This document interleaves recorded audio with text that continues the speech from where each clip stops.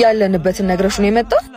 አረን ያልነገርኩትም እውነት ይሄ ሰውዬ አለቅሻል እኮ ነግሬሻለሁ። ፊት እንዳሰጭው ስደውልሽ አታነሺም። እዚህ ሆናችሁ ነው እንዴ? አላየሁትም ነበር።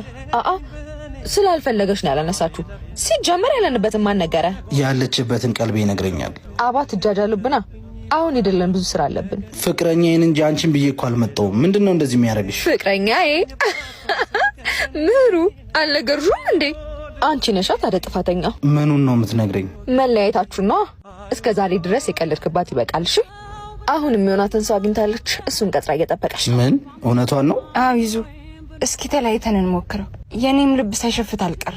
ካንተ የተሻለ እሱ ላይ ብዙ ነገር አይቻለሁ። እሺ ይቅናሽ። ለሌላ ጊዜ ግን የራስሽን ሰው ተናግረሽ ለተናጋሪ አሳልፈሽ አትስጪ። ከዛ በፊት ግን አንድ ስልክ ልደውል። እዛ ጋር ሄደ መደወላችሁ ሰው እየጠበቅን ነው አልነህ እኮ።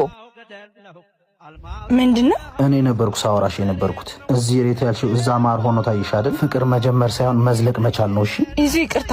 ይቅር